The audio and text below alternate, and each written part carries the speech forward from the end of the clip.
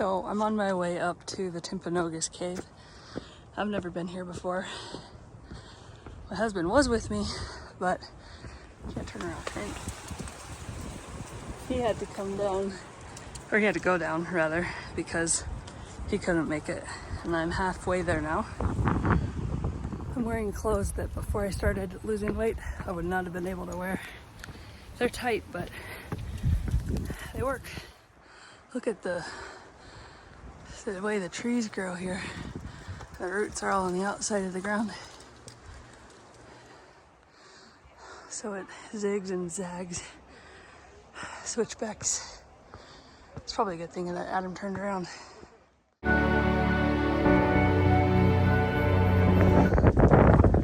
Oh, this hike is tough.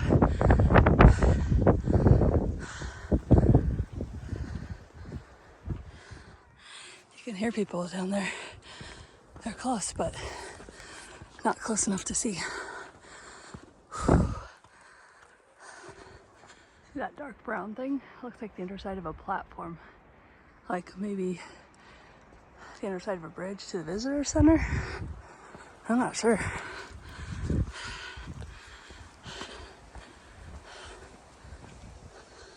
Way over there. It's one of the switchbacks.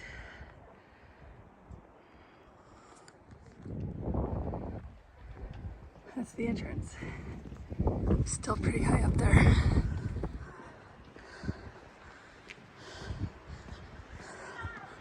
You can see town.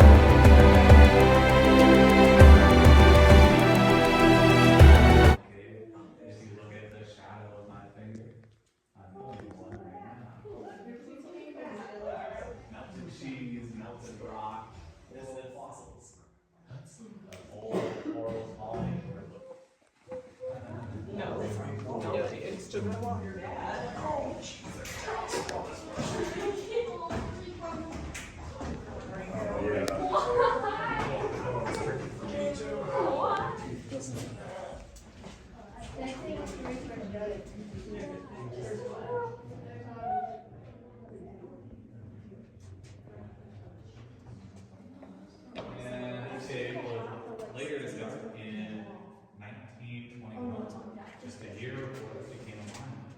So here, if you look at the floor and the walls, how do you think that formed? Any detectives? Quicksand, that's a pretty cool idea. Maybe a little bit. There used to be a small lake here. So flat floors in nature are almost always formed by bodies of water, like a lake or something like that. And you can see some little shelves growing along the wall back there also. Just in the winter, right? Mostly in the spring when the snow is melting. And pretty rare formation that you see thousands of in this cave. Can anyone see what I'm talking about? Not the popcorn. Is it to the left, the long dangly? Oh, look, they're like, Yeah. Weird thing. Yep, weird What is it dangly. called? Those are called helictites. That's the one. Like the word helix, spiraling out of the walls, helictites. And these are exceptionally rare. But in this room, we see a lot of them.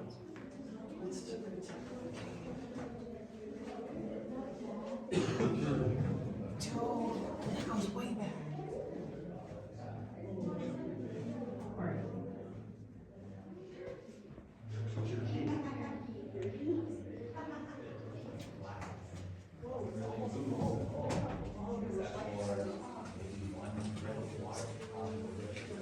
So look at that as we walk by. And again, it gets narrow.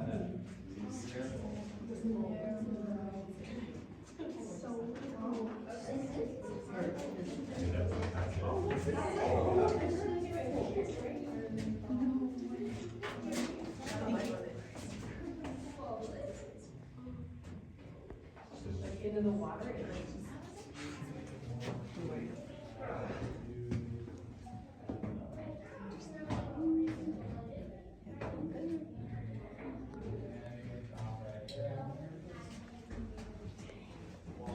Mountains hanging from the ceiling. Wow, solid rock. We know the density of calcite, you know, how much does one little piece of calcite weigh, and we estimate the size. So, yeah, about 4,000 pounds. All forming from water dripping from the ceiling, making it stronger, and leaving the rock behind. Yeah, how does that work? So we think these form from high pressured water. In the spring, the snow melt will build up behind the walls in tiny cracks until it's so heavy, so much water, that it has high enough pressure to literally spurt out of the walls. And the rock forms around that water and slowly forms. How come it grew so much faster than the other ones? Like, how come it's so much bigger?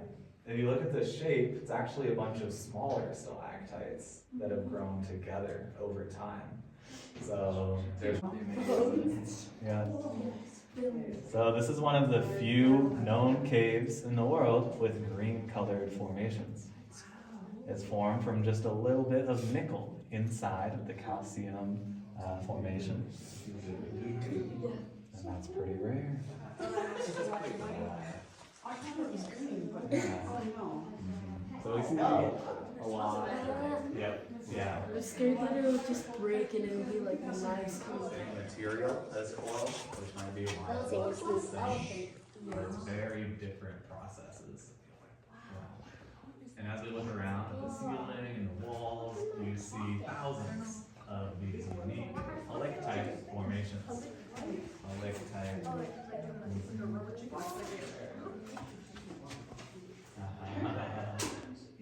It's rare to see just one in a cave, let alone thousands. It's been said this room has the most helictites in one place in the world that we know of. So that's pretty special.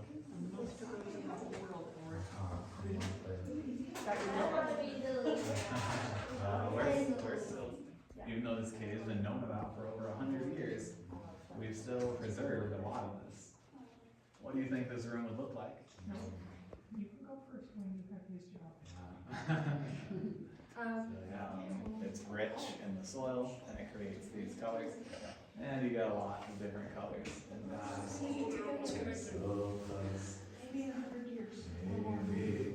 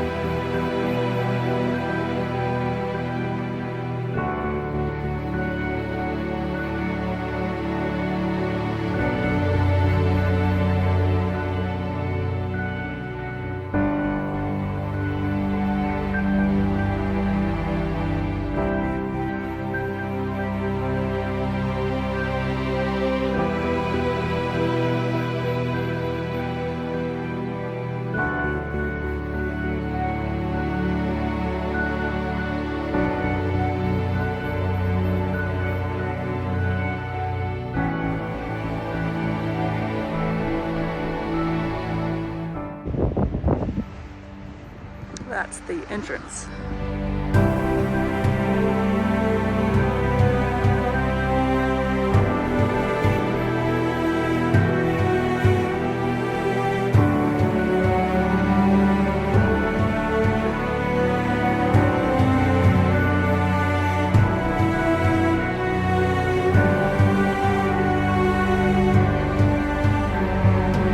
That was a really cool cave tour. Took an hour to get through it, about an hour and a half to get up to it. A little bit less down, I'm sure.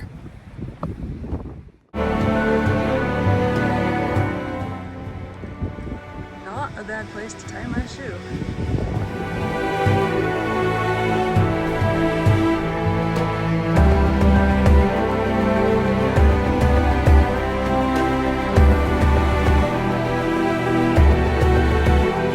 Building up there, that's the entrance to the cave.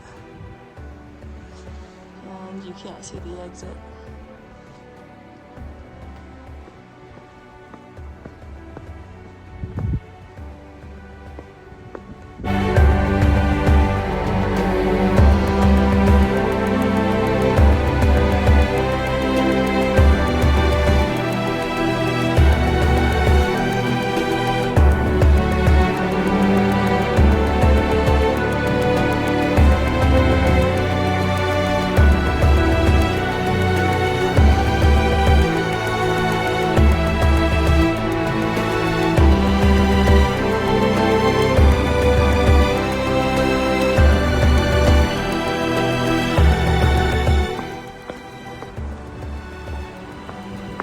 Pretty steep path at times.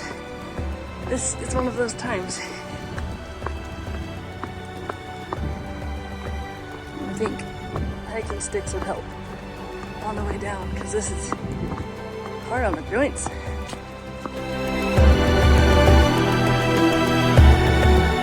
Oh, look how steep that is. But he was getting nervous when he saw the last one. And then his knees started hurting really bad. He's got arthritis in his knees and ankles and hips. So he has asthma and he didn't bring his inhaler, so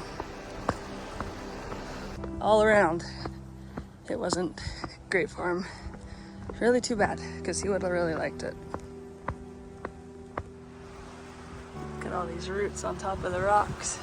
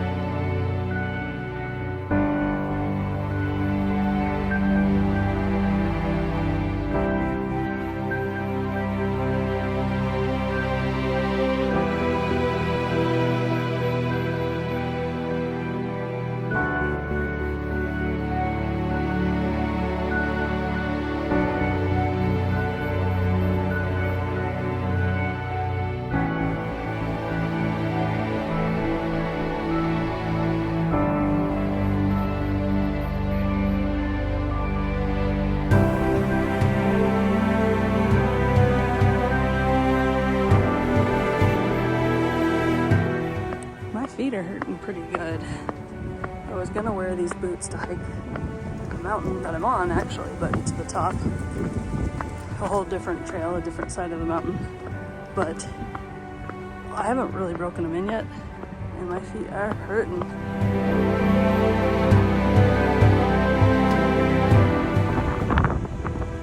So there's the parking lot down there.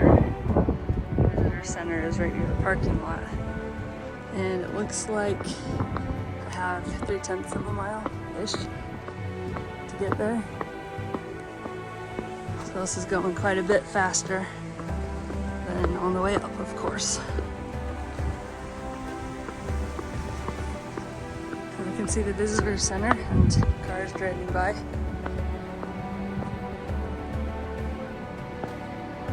I don't see my car. My husband probably left. Went to town, if I know him, which I do pretty well.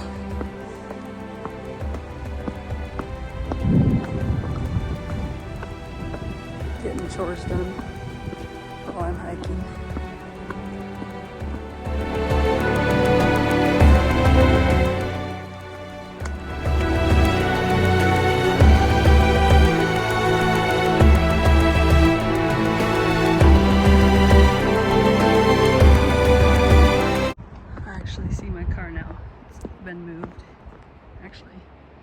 just got here because I see him walking. Anyway, my red car is the one with all the dust on it, on the bumper, since we live on a dirt road.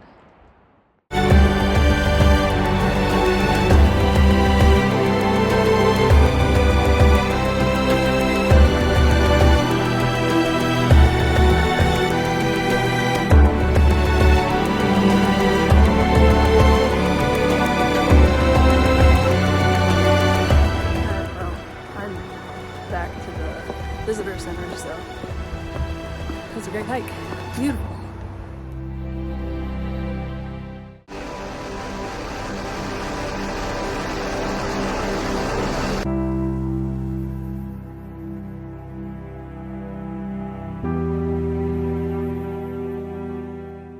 The rest of this footage is from the drive through the canyon. Enjoy it.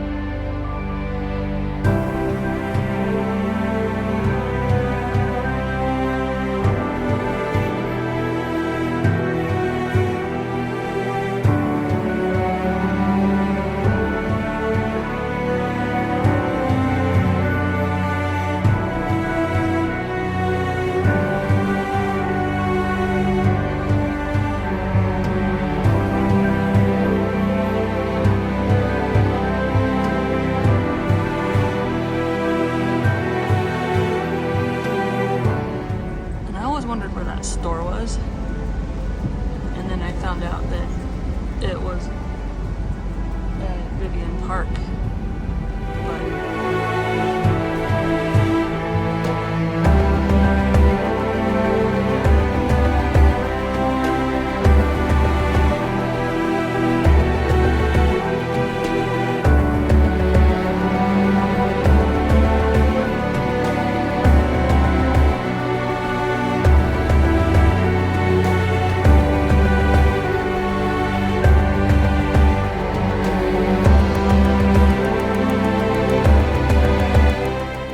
See you next time, and until then, get outside.